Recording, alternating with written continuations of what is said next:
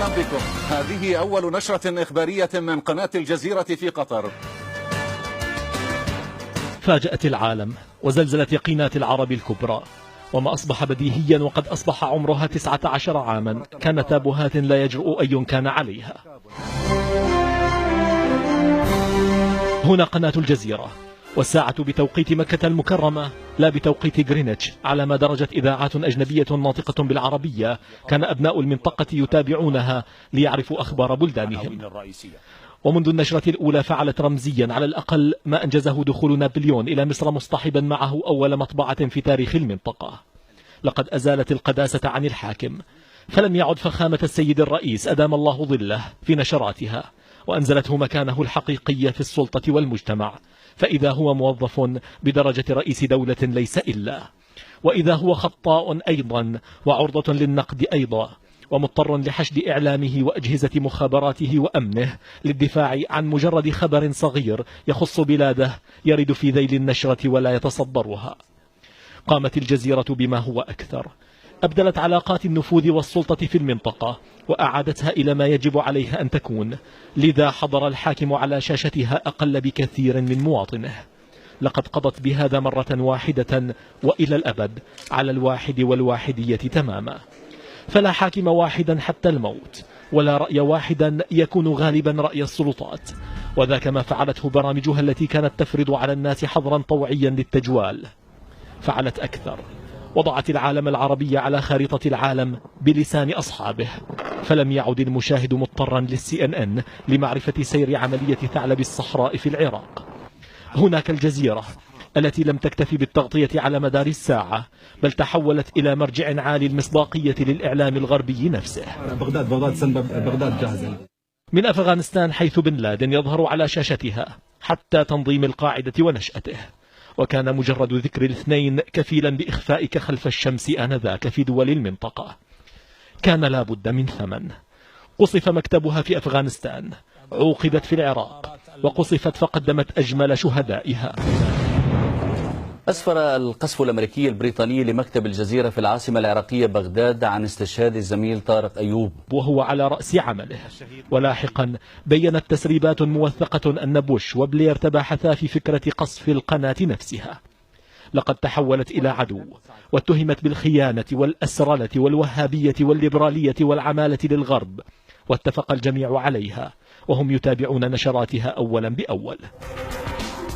ماذا فعلت غير أنها مارست وظيفتها، نقل الخبر، متابعته وتحليله عبر شبكة واسعة من المراسلين والعشرات من أفضل المواهب الصحفية العربية في غرفة أخبارها. دخل شارون إلى الحرم القدسي فنقلت الصور فاشتعلت انتفاضة الأقصى. حوصر عرفات فتابعته ساعة بساعة، وهو ما فعلته في حرب تموز على لبنان.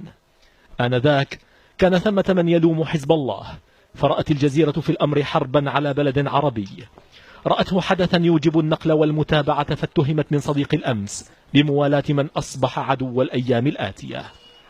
وما بدلت تبديلا. عام 2008 شنت حرب على غزة، وكانت أوامر أكبر رئيس دولة عربية آنذاك لتلفزة بلاده بعدم نقل الخبر، فلم يكن هناك عدوان على غزة في تلفزته، وفعلت مثله قنوات تتجمل بنقل الخبر قبل وقوعه، فوقعت في امتحان تجاهل الخبر. أما الجزيرة فواصلت ما كانت تقوم به أصلا، نقل الصورة الأخرى، تلك التي يريد إعلام السلطات تغييبها، وكان لها في الميدان مراسلون في عين الحدث فعلا لا مجازا. قالت إسرائيل عنها إنها الجيش الوحيد في المنطقة الذي يدافع عن حماس، وما فعلت، بل عن غزة وحق الفلسطينيين في إعلام يواكب مقتلتهم على أيدي الجيش الإسرائيلي. جاءت الثورات فجأة، أو هكذا قيل، لكنها لم تفاجئ الجزيرة. كان منتج النشرة المغاربية يبحث عن عنوان مغاربي أول عندما وصلته من تونس صور ثابتة لمظاهرة ضد بن علي على خلفية إحراق بائع متجولا نفسه. توثق من الخبر وبثه. طلب ضيفا من تونس ليعلق فتعذر عليه الأمر، لأنهم لا يفتحون أفواههم إلا بأمر ما وصفت بالدولة البوليسية هناك. لاحقا تحولت المظاهرة تلك إلى ثورة أطاحت ببن علي، وفي مصر بحسني مبارك، وبالقذافي فإذا الشعب ينهي أسطورة الرعب في باب العزيزية. لقد تحطم جدار برلين العربي، وأصبح للمواطن العربي صوت يرفعه ويعبر عنه، ولا بأس بأن توصف بالحقيرة والعميلة، وغرفة أخبارها بالغرف السوداء. فهنا حكام بجراح النرجسية تنزف بسبب مجرد خبر بث عنهم أو بلدانهم. قام بذلك مراسلون محترفون تقدم التوثق من الخبر لديهم على أمانهم الشخصي، من حمد البكاري الذي دخل عدن متخفيا إلى تامر المسحال الشاب الذي أصبح أكثر شهرة من غزة نفسها لدى الكثيرين.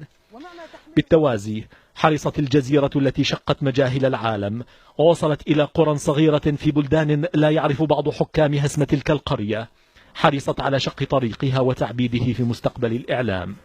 فمن الشاشة إلى السوشيال ميديا لتصبح الأولى، إلى الشباب لتصبح مصدر معلوماتهم وثقتهم، وإلى الفضاء لتصبح واحدة من سيداته عبر تاريخ الإعلام كله. هنا قناة الجزيرة، الساعة الآن 11 بتوقيت مكة المكرمة، ومن أخبارنا: الجزيرة تحتفل بشبابها، إنها الآن في 19 من عمرها.